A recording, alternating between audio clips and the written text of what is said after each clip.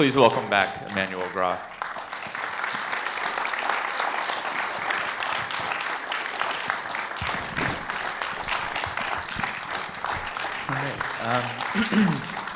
Somewhat logically, I wanted to begin by asking you how you came to meet the subject of the film, Kabwita, and maybe you could just talk a bit about how the film grew out of this initial encounter. In fact, I had the idea of the film before meeting Kabwita because I worked also as cinematographer, and so I went several times in this very specific region of Congo in order to film documentaries. The first one was about people who mine by themselves, who go mining by themselves, and the second one was about the construction of a road between Congolese, the city that you can see in the film, and Lubumbashi, which is the capital of the region. And while we were doing this film, we were spending all day long on the road, and so I began to really look at those people, those workers who do the same kind of job, because as you can imagine, and I think that you can feel in the film, Kabwita is not alone. There are plenty of people from different villages like him who do the same kind of job. So all day long I was seeing passing workers like that, and that's when you have time to look at it, you realize how incredible it is what they do. And so I began to ask questions: where do they come from? Or how do they produce charcoal? How much do they sell it? And I realized that this huge amount of effort was for a very small economical value. That was the first shock. And also the distance between villages and the city depends, of course. Some villages are near and some villages are far. But so I began to see and to visit, and so I had the idea of a film that would follow the process from the beginning to the end. So it was before meeting Kabwita, and after that, when I had just the money to go back, I went with a Congolese friend, which is a journalist, and now he's in the credits as assistant director because he helped me for everything. So we went in different villages. And discussing with charcoal producers, and so one day Kabwita came, and I think that directly when I saw him, it was really like, okay, I saw the kind of look that he had, and the way he was behaving, the way he was talking, and so I really I had a crush on him, and.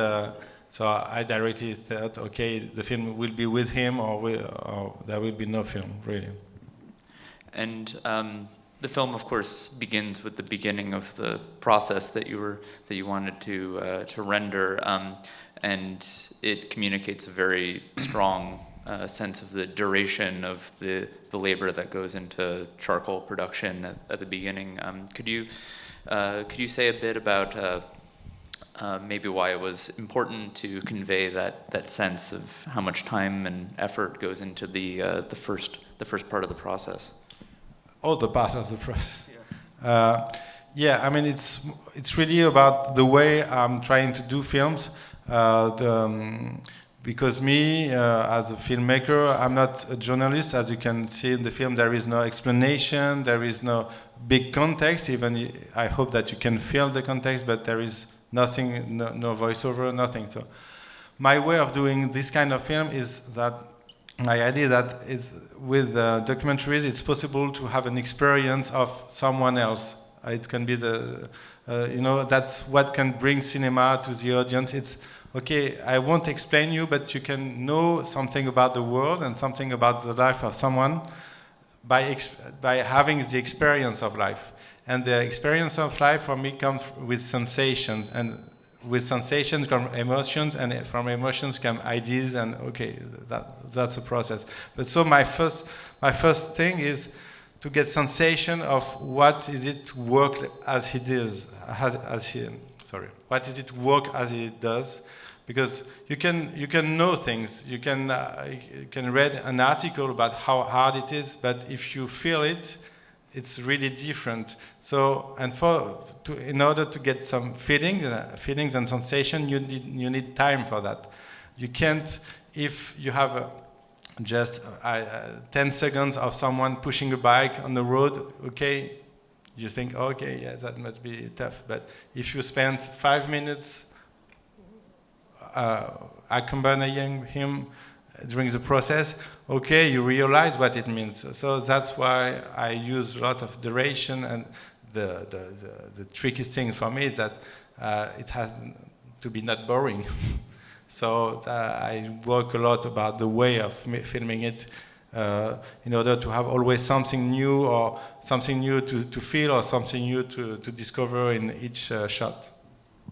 And the context kind of emerges across the film, because on the one hand it's a portrait of an individual, his trade and what he has to do to survive, but it also a kind of portrait of the economy in which this is necessitated sort of emerges. So I'm wondering if in the course of shooting you started to think of it in terms of this kind of multifaceted or multivalent kind of portrait, you know. Yeah. Sorry, I didn't understand that. Multiple with different aspects of it.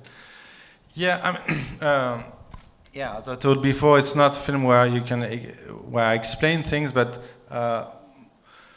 my hope was that, and I was not sure about it, but my hope was that by following someone, just the road or the way of one person, you could have information, but also more than information, this experience of life tells you something about the country where he is, and also tell you something about the kind of economy where he has to live.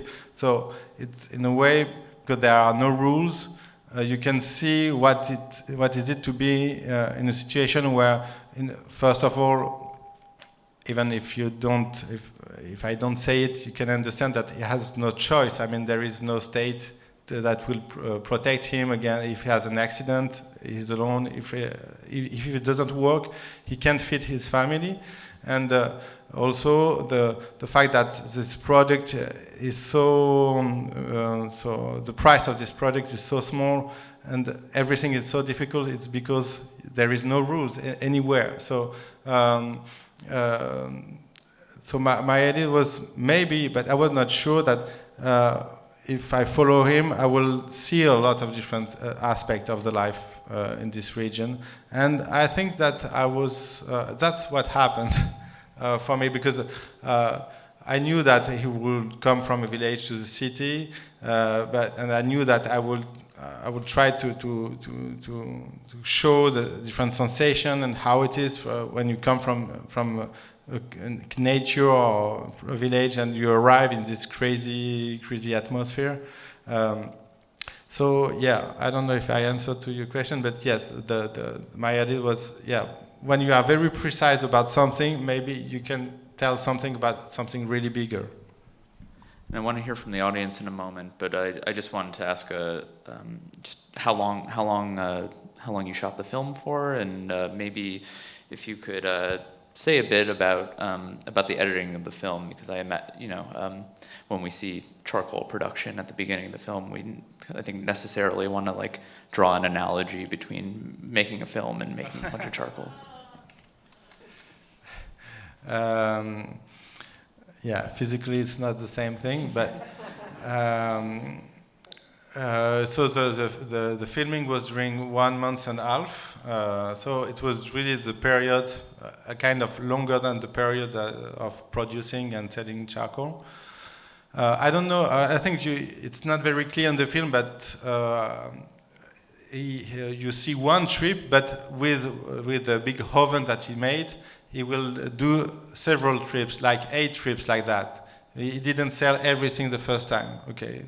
So he will, at the end of the film, he continued and to make this road, to go to this road.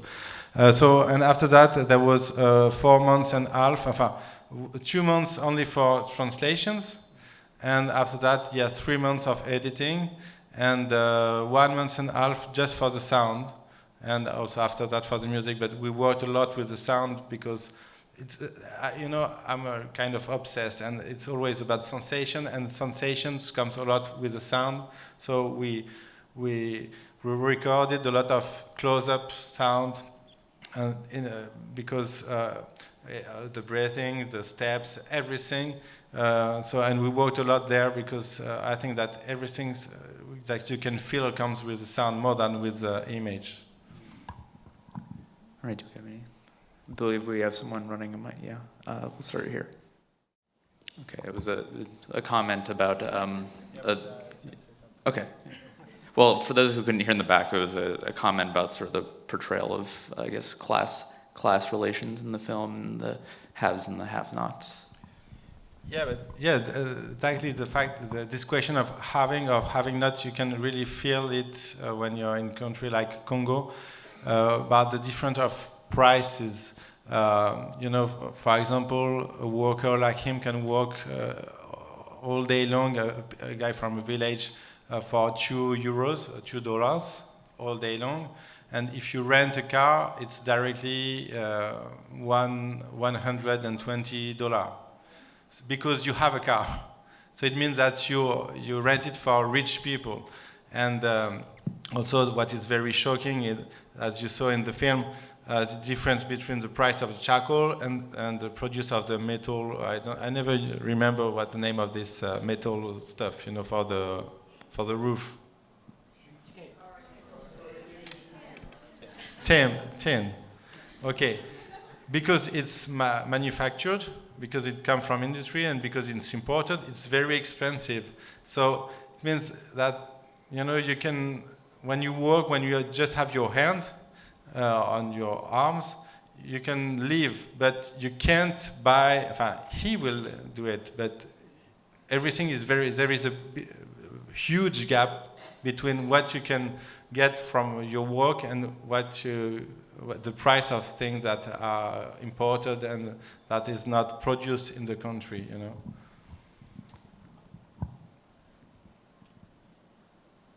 you. Hold on, we'll bring you a working microphone. Hopefully.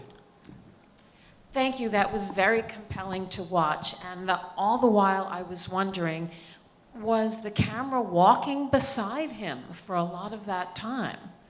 Or did you have a dolly or a vehicle upon which the camera was mounted? No, it was by work. I had a system, gyroscopic. I filmed a lot of, walking scenes. It was with a small gyroscopic, with a photo camera on it. So it's very small, but you can walk and film during 1 hour if you want. So yes, but also I have to say that the film process, when you shoot a film like this, it's not. We spent more time, for example, on the road that he normally does, because we need time to. For example, you see there are some wide shots. A lot of things you have to prepare. So the filming was not the reality, the way it was, the way he had. The way he would have done if he was alone. So yes, we were working, but with a lot of breaks, with a lot of discussion between, and so it was not exactly like he was working during 8 hours a day, and me, I was filming beside him. And was that in 4K? No, in HD.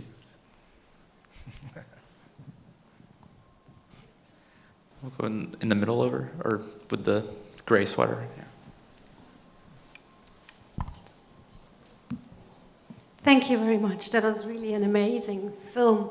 I have another question, which might be a bit uncomfortable, but I'm really curious about it. As a European filmmaker accompanying a person like that, you just mentioned that the actual making the film on the road was different in time, different in actions than normally. Did you also notice a different behavior of his clients, for instance, just because of the fact that you were there with a camera? I just ask because they're often also kind of an economic moment plays in such situations. Yeah, your question asks more generally the question of what you change of a situation when you are filming it, and you know, I learned this expression here, this idea of fly on the wall, but there is no fly on the wall. There is one human with a camera that can, especially in Africa, that can be hidden. So, of course, I changed things. My presence and the fact I was filming changed things, not especially in this kind of discussion, but in general. And my idea of making documentaries is not to be there and try to capturate a reality that would exist without me. I see the documentary more as a place. You know, you create a space between you and the people you are filming, and it's space where they can be themselves in another way, you know, that they are in real life. I give you an example. The discussion about the house that he has with his wife, it's something that I heard about it. I heard that they bought a piece of land in order to build their house, and I think they discussed about it sometime before. But I asked him to discuss about it with his wife in front of the camera. So I don't, yeah. So I asked him to discuss about the building of this house. And so I think that was the first time that he was so precise about what he was trying to do. And so he was an actor in a way. But he was an actor that was telling something true about himself and about his dream. And what is beautiful, and I discovered it when I translated the dialogues, because when I was there, I don't understand Swahili, so I knew what they were talking about, but not precisely. I discovered that he was talking not only about something concrete, but it was like, you know, a future, an image of the future of harmony with the trees, with the ducks, with the river. And there is a river, and there is ducks, and there are trees. But so it was like more like a home. He was talking about a home. And I think that in a way the documentary allowed him to express this hope of something. So that's the documentary. That's not doing something without being there. I'm there. So about the question of the discussion in the market, yes, some people came just because they saw the camera. Some people didn't want to be filmed, so they went out. And sometimes I had to ask for the authorization of the people before filming them, like all the women, you know.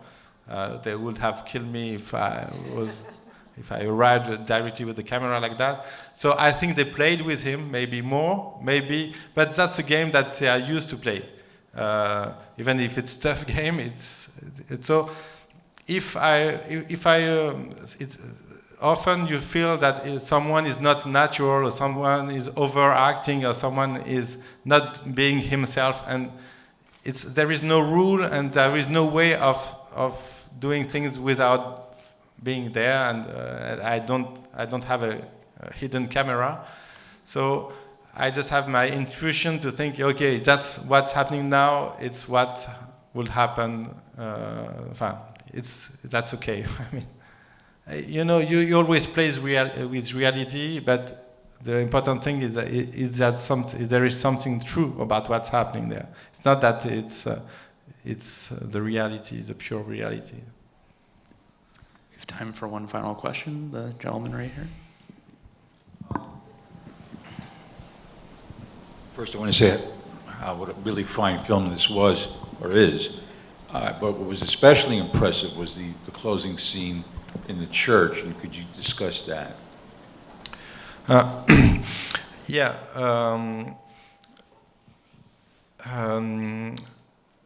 From the beginning of the film, I had the idea of a presence of the religious of the religion, because that's something that is everywhere. especially in cities, there are church everywhere, but also because it's all mind. I mean, everybody is a believer, and everybody think about his life in a religious way. So I was thinking, yeah, that's something important, and Kabwita is like anyone else. Even there is a big contrast between the fact that he knows that he has to act, that he has to work, and that he has to count on himself to live, but also he goes every Sunday to church. I filmed a ceremony in the village, and so I was thinking that it will be the religious scene in the film. But when we arrived in Congolese, and we saw that there is this kind of night ceremony, and that's something where he goes sometimes, not every time, but sometimes when he comes to Congolese, he goes in this kind of things. And so we discussed about it, and we decided to go there. I knew that was pretty intense, but I didn't know exactly what I could find. And so we spent 3 hours there, and he was more and more in the ceremony. I don't know how to say.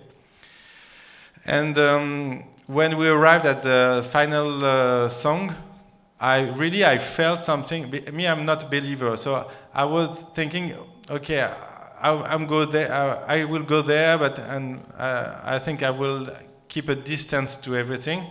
But when I was there, I really felt something strong, and especially at the end, the last song, for me was very emotional. And so I stopped filming after that, and I thought directly that could be the end of the film. Not the end, not the very end of the film, but an ending for the film.